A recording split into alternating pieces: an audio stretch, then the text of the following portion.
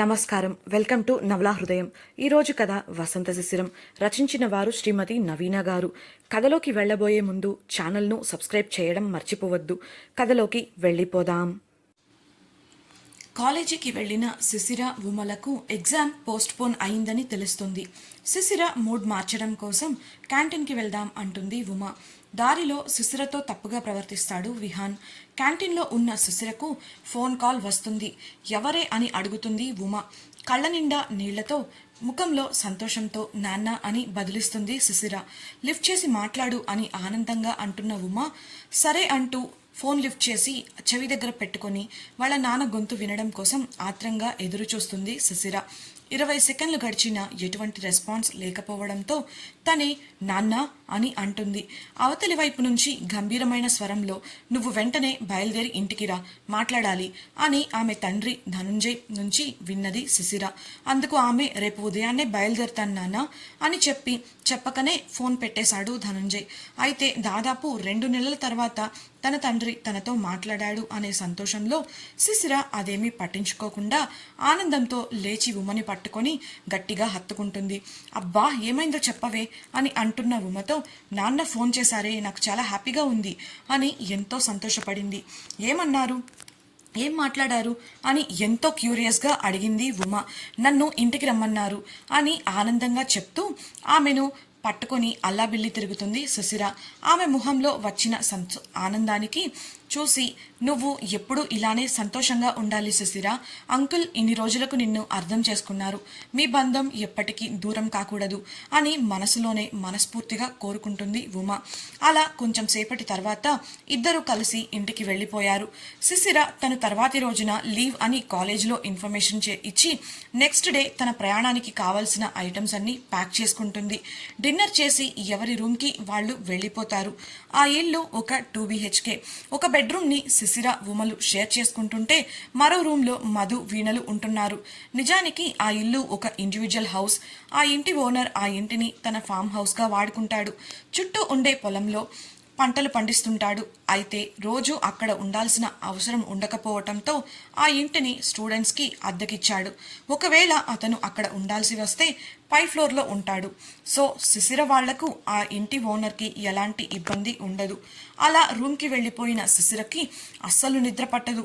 ఎప్పుడెప్పుడు తెల్లవారుతుందా, ఎప్పుడెప్పుడు ఇంటికెళదామా, తండ్రిని చూద్దామా అని చాలా ఆశగా ఉంటుంది.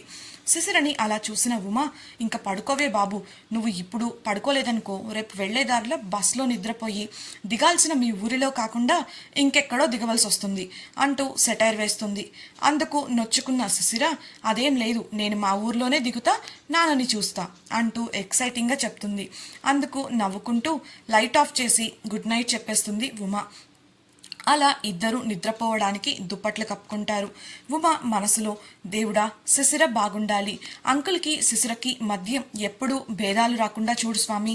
అంకుల్ అంటే శిశిరకు చాలా ఇష్టం, అంకుల్కి కూడా శిశిర అంటే ఇష్టమే. కానీ శిశిర చేసే కొన్ని పనులు మంచివే అయినా అంకుల్ ఎందుకో అపార్థం చేసుకుంటున్నారు. ఇలా ఇంకెప్పుడు జరగకుండా చూడు స్వామి అని కోరుకుంటుంది. శిశిర వాళ్ళ ఊరు ఆనందవరంలో శిశిర వాళ్ళ నాన్న ధనుంజయ్ చెప్పిందే వేదం. నీతి నిజాయితీ ధర్మంకు పెట్టింది పేరుగా ఉంటాడు ధనుంజయ్. ఆయనకు కూతురంటే ప్రాణం. అయితే ధనుంజయ్ ఒక్క విషయంలో మాత్రం ఎప్పుడూ వెనుకడుగు వేయడు. 10 మందికి మంచి చేయడం కోసం ఒక్కరు బాధపడితే పట్టించుకోడు. అందులో తప్పు లేదు అని భావిస్తాడు.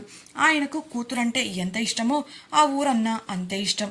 అలాంటి సందర్భాలలోనే చేసింది మంచి పనే అయినప్పటికీ కూడా కూతురి విషయంలో తప్పుగా అర్థం చేసుకొని తనను దూరం పెట్టేవాడు. తెల్లవారింది.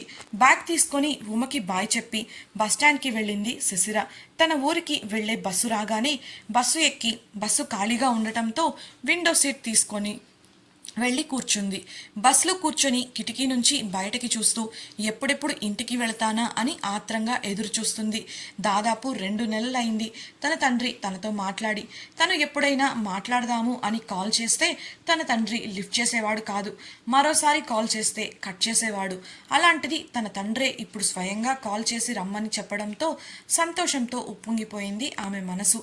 దాదాపు 30 నిమిషాల తర్వాత బస్ బయలుదేరింది. కిటికీ నుంచి చూస్తుంటే దారి ప్రక్కన ఉన్న చెట్లు ఎంత వేగంగా వెనక్కి వెళుతున్నాయో ఆమె మనసులోని ఆలోచనలు కూడా అంతే వేగంగా ఉన్నాయి. కిటికీ నుంచి వచ్చే చల్లటి గాలికి సీట్లో వెనక్కి వాలి కళ్ళు మూసుకుంది. అంతే, 2 నెలల ముందు తాను ఎదుర్కొన్న సమస్య, తన ఇంట్లో జరిగిన గొడవ, దాని తాలూకు సన్నివేశాలు ఆమె కళ్ళ ముందు కదలాడాయి. గతం ఎప్పటిలాగే కాలేజ్ అయిపోయాక లైబ్రరీలో కూర్చొని తన సబ్జెక్ట్స్కి సంబంధించిన రకరకాల పుస్తకాలను ముందు వేసుకొని శ్రద్ధగా నోట్స్ ప్రిపేర్ చేసుకుంటూ చదువుకుంటుంది సుశిర. తను అలా పుస్తకాలలో నిమగ్నమై ఉన్నప్పుడు దాదాపు 60 సంవత్సరాలు ఉన్న ఒక పెద్ద ఆయన న్యూస్ పేపర్ తీసుకొని లైబ్రరీలోకి వచ్చాడు. అప్పటికే కరెంటు పోవడం వలన లైబ్రరీలో వెలుతురు ఎక్కువగా లేదు. అయితే సుశిర కూర్చున్న ఏరియాలో కిటికీ ఉండటం వలన వెలుతురు బాగా ఉండటం గమనించిన పెద్దాయన సుశిర ఉన్న టేబుల్ వద్దకు వచ్చి ఆమె పక్కనే కూర్చున్నాడు. తనతో పాటు తెచ్చుకున్న న్యూస్ పేపర్ ఓపెన్ చేసి చదవటం మొదలుపెట్టాడు. అలా ఒక అరగంట తర్వాత ఆ పేపర్ని పూర్తిగా చదివేయడంతో దానిని ఆ టేబుల్ పైన పెట్టేసి కుర్చీలోంచి లేచి వెళ్ళిపోయాడు. అప్పటికి సుశిర ప్రతి పాయింట్ని డిఫరెంట్ బుక్స్ చూసి వెరిఫై చేసుకుంటూ నోట్స్ రాసుకుంటుంది.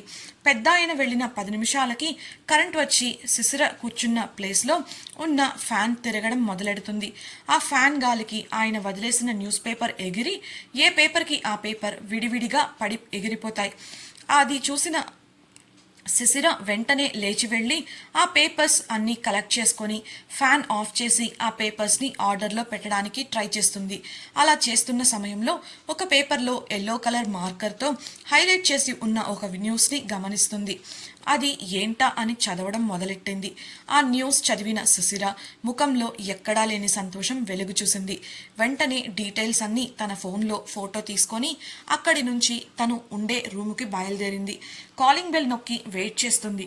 డోర్ తెరిచిన ఉమ్మని చూడగానే ఆనందంతో గట్టిగా హత్తుకొని మనకు మంచి ఛాన్స్ దొరికింది ఉమా అని అరుస్తుంది. ఆ అరుపుకి చెవులు గుయ్యి అనడంతో అబ్బా ఏంటని గోల అని విసుక్కున్న ఉమతో గోల కాదే ఈడియట్, నా గోల్ని రీచ్ అయ్యే గొప్ప అవకాశం అంటూ తన మొబైల్లో తను క్లిక్ చేసిన ఫోటోని చూపిస్తుంది సుశిర. వావ్, హైదరాబాద్లో ఇన్వెస్ట్మెంట్ సమ్మిట్టా? అయితే ఇది మంచి ఛాన్స్. నేను వెంటనే మన కోసం స్లాట్ బుక్ చేస్తాను. నీ బిజినెస్ ప్లాన్కి ఖచ్చితంగా మనకి ఓ మంచి ఇన్వెస్టర్ దొరుకుతారు. మిగతా అరేంజ్మెంట్స్ కూడా చేస్తాను. నువ్వు వెంటనే ప్రజెంటేషన్ రెడీ చెయ్యి అని చెప్పి వడివడిగా అక్కడి నుంచి వెళ్ళిపోతుంది ఉమ. తన ఆశయానికి తన ఫ్రెండ్ ఉమ నుంచి తనకు వస్తున్న సపోర్ట్ని చూసి మనసులోనే పొంగిపోయింది సుశిర. సుశిరకి చిన్నప్పటి నుంచి బిజినెస్ చేయాలి అని ఆశ. దానికి తగ్గట్లుగానే అన్ని ప్లాన్స్ రెడీ చేసి పెట్టుకుంది. కాకపోతే ఇన్వెస్ట్మెంట్ కోసం తన దగ్గర అంత డబ్బు లేదు. తన తండ్రిని అడుగుదామంటే తనంటే తండ్రికి ప్రేమ ఉన్నప్పటికీ సహజంగా పల్లెటూరిలో ఉండే కట్టుబాట్లు, ఆచార వ్యవహారాలు పాటించే తండ్రి తనకు ఇటువంటి పరిస్థితిలో సాయం చేయకపోగా ఆడపిల్లవి నీకెందుకు ఈ బిజినెస్లు, చక్కగా అబ్బాయిని చూస్తాను, పెళ్లి చేస్తాను అని లేనిపోని సమస్యలు తీసుకొస్తారేమో అనే భయంలో ఈ విషయం తన తండ్రితో షేర్ చేసుకోలేదు. అసలే పెద్దవాళ్ళు బ్యాచిలర్స్ డిగ్రీ అవగానే పెళ్లి చేస్తాం అంటే కాదు, తనకు MBA చదవాలని ఉంది అని సుశిర పట్టుపట్టింది. దాంతోపాటు తన తండ్రిని ఒప్పించడానికి దాదాపు వారం రోజులు ఆయనతో మాట్లాడకపోగా తిండి కూడా తినలేదు. తను ఏమైపోతుందో అనే భయంతో చివరికి సరే అయితే నీ ఇష్టం వచ్చింది చదువుకో, కానీ నీ పెళ్లి విషయంలో నేను ఏ నిర్ణయం తీసుకున్నా దానికి ఒప్పుకుంటాను. నాకు చెడ్డ పేరు వచ్చేలా తలవంపులు తెచ్చే పనులు ఏవి నువ్వు చెయ్యనని నాకు మాట ఇవ్వు అంటూ ధనుంజయ్ అనడంతో నవ్వుతూ అతని చేతిలో చెయ్యి వేసి, నేను మీ కూతుర్ని నాన్న, కలలో కూడా మీకు తలవంపులు కలిగే పనులు నేను చెయ్యను. మీరు ఎవరిని తీసుకొచ్చినా కళ్ళు మూసుకొని తాళి కట్టించుకుంటాను అని మాట ఇచ్చింది సుశిర. ఇలాంటి పరిస్థితులలో బయట నుంచి ఇన్వెస్ట్మెంట్ తెచ్చుకోవడమే బెస్ట్ అని ఆలోచించి ఈ సమ్మిట్కి వెళ్ళాలని నిర్ణయించుకుంది. అందులోనూ తను ఏం చేసినా MBA కంప్లీట్ అయ్యే వరకు మాత్రమే టైం ఉండటంతో తను ఈ అవకాశాన్ని వదులుకోవాలి అని అనుకోవడం లేదు. అందుకే దాదాపు 3 గంటల పాటు చాలా కష్టపడి ఒక పర్ఫెక్ట్ ప్రజెంటేషన్ని రెడీ చేస్తుంది. లాస్ట్గా ఒకసారి చెక్ చేసుకొని తన ల్యాప్టాప్ని క్లోజ్ చేస్తుండగా డిన్నర్ని ప్లేట్లో సర్వ్ చేసుకొని వస్తుంది ఉమ. ఆమె వైపు చూసిన సుశిర, ఉమ డిన్నర్ రెడీ చేసేసావా? నేను వచ్చేదాన్ని కదా అంటుంది. ఇంతసేపు నువ్వు చేసిందేమైనా చిన్న వర్క అయినా నువ్వు ఇప్పుడు వచ్చి కుక్ చేస్తే మనం ఇంకెప్పుడు తినాలి, అసలు టైం ఎంత అయిందో తెలుసా అన్న ఉమ ప్రశ్నకి గోడకి ఉన్న క్లాక్ వంక తింటూనే చూసింది శిశిర. ఓ గాడ్, 10 అయిందా, ప్రజెంటేషన్లో పడి టైం చూసుకోనే లేదు అంటూనే గబగబా ఫుడ్ తింటుంది శిశిర. అబ్బా మెల్లిగా తినవే, మనం హైదరాబాద్ వెళ్ళడానికి కావాల్సిన టికెట్స్ అన్నీ బుక్ చేసేసాను. మనం 4 వెళ్తున్నాం. వాళ్లకు కూడా ఇన్ఫర్మేషన్ ఇచ్చేసాను. ఇంకా ప్రొఫెసర్ భారతి గారికి డీటెయిల్స్ అన్నీ మెయిల్ చేశాను. డిపార్ట్మెంట్ నుంచి కూడా మనకి పర్మిషన్ గ్రాంట్ చేశారు. అండ్ వన్ మోర్ థింగ్, మన యూనివర్సిటీ నుంచి ఇంకొక టీం కూడా ఈ సమ్మిట్కి రిజిస్టర్ చేసుకున్నారు అంటూ చెప్తున్న ఉమతో, ఇంకొక టీమా, ఎవరు అని క్వశ్చన్ మార్క్ ఫేస్ పెడుతుంది శిశిర. తెలీదు, రిజిస్టర్ అయ్యారని మాత్రమే తెలుసు. మనం ఈ గురువారమే స్టార్ట్ అవ్వాలి. ఇంకా 2 డేస్ ఉంది కాబట్టి ఇంకా కావాల్సినవి ఏవైనా ఉంటే రేపు మార్నింగ్ డిస్కస్ చేసుకుందాం అని టయర్డ్గా బెడ్ మీద పడి దుప్పటి కప్పేసింది ఉమని చూసి చిన్నగా నవ్వుకుంటూ గుడ్ నైట్ డార్లింగ్ అని చెప్పేసి తిన్న ప్లేట్ కిచెన్లో పెట్టేసి వచ్చి తను కూడా నిద్రపోతుంది శిశిర. తెల్లవారింది. కాలేజ్లో స్టూడెంట్స్ అంతా ప్రొఫెసర్ కోసం వెయిట్ చేస్తూ ఉన్నారు. నవ్వుతూనే త్వరగా అడుగులు వేసుకుంటూ లోపలికి వచ్చాడు ఒక 50 సంవత్సరాల వయసు ఉన్న వ్యక్తి. మార్నింగ్ అవ్వడంతో అతని ముఖం చాలా ఫ్రెష్గా ఉంది. ఆయనే ప్రొఫెసర్ రామారావు. ఆయన రాగానే స్టూడెంట్స్ అంతా లేచి విష్ చేశారు. అతను అందరినీ కూర్చోమని చెప్తూ అటెండెన్స్ తీసుకోవడం స్టార్ట్ చేశాడు. అలా ఒక్కొక్క నెంబర్ పిలిచాక ఏవైనా పర్మిషన్ లెటర్స్ ఉన్నాయా అని అడిగాడు. అప్పుడే క్లాస్ రిప్రజెంటేటివ్ లేచి శిశిర ఉమల రోల్ నెంబర్స్ చెప్పి, వాళ్ళు డిపార్ట్మెంట్ ఆఫీస్లో మేనేజ్మెంట్తో మాట్లాడుతున్నారు అని విషయం చెప్పి శిశిర రాసిచ్చిన లెటర్ని ప్రొఫెసర్కి అందిస్తాడు. అది తీసుకున్న ప్రొఫెసర్ రామారావు, ఓ వాళ్ళ అటెండెన్స్ నేను వేసేశాను. నేను వచ్చే ముందు వాళ్ళని డిపార్ట్మెంట్లో చూశాను. Guys, you should be proud of them. మీరు వాళ్ళని చూసి చాలా నేర్చుకోవాలి అని చెప్పి తన పాఠం చెప్పడం ప్రారంభించాడు. అతని మాటలకి స్టూడెంట్స్ అంతా ఆ అన్నట్లు తల ఊపి వదిలేశారు. కానీ ఒక్క అమ్మాయి మాత్రం, చిచి, దాన్ని చూసి నేను నేర్చుకునేదేంటి, ఆఫ్టర్ ఆల్ ఒక పల్లెటూరి బైతు, దాన్ని ఇన్స్పిరేషన్గా తీసుకొని ప్రౌడ్గా ఫీల్ అవ్వాలా, అయినా అంతటి ఘనకార్యం ఏం చేసిందేంటి అంటూ వెటకారంగా తన ప్రక్కన ఉన్న అమ్మాయి దగ్గర అంది. ఆ అమ్మాయి ఇబ్బందిగా హైదరాబాద్లో జరిగే సమ్మిట్కి తన బిజినెస్ కోసం ఇన్వెస్ట్మెంట్ పొందడానికి అప్లై చేసింది. ఆల్రెడీ ప్లాన్ రెడీ చేసుకుందట. అందులో ఏవైనా మిస్టేక్స్ ఉన్నా లేదంటే ప్రజెంటేషన్కి టిప్స్ తెలుసుకోవడం కోసం తన డిపార్ట్మెంట్ మేనేజ్మెంట్తో మాట్లాడుతోంది. తన ప్లాన్ చాలా బాగుంది అని టాక్. అందుకే ప్రొఫెసర్స్ అంతా ఇంప్రెస్ అవుతున్నారు అని చిన్నగా చెప్పింది. అది విని ఉక్రోషంతో ఆ అమ్మాయి తన చేతిలో గట్టిగా టేబుల్పై కొట్టి, దాని బొంద, దానికి అంత సీన్ లేదు. ఒకవేళ అలా ఏదైనా జరుగుతున్నా నేను అలా జరగనివ్వను. దాన్ని పాతాళానికి తొక్కేస్తా అని మనసులోనే అనుకుంటూ దానికి తగ్గట్టుగా ప్లాన్స్ వేసుకుంటుంది. శిశిరపై అంత కోపంగా ఉన్న ఆ అమ్మాయి ఎవరు? ఆ అమ్మాయి వేసే ప్లాన్స్ వల్ల శిశిరకి ఎలాంటి ప్రాబ్లమ్స్ రాబోతున్నాయి? శిశిర ఈ సమ్మిట్కి అటెండ్ అవ్వగలదా? బిజినెస్ చేయాలి అనే ఆమె చిరకాల కలని నెరవేర్చుకోగలదా?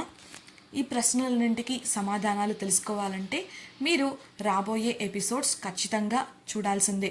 మీకు ఈ వీడియో నచ్చినట్లయితే లైక్ చేసి షేర్ చేయండి. మీ అభిప్రాయాలను కమెంట్స్ రూపంలో తెలియజేయగలరు. ఈ ఛానల్ని సబ్స్క్రైబ్ చేసుకోవడం ద్వారా రాబోయే మరిన్ని అప్డేట్స్ని పొందగలరు. Thank you for listening.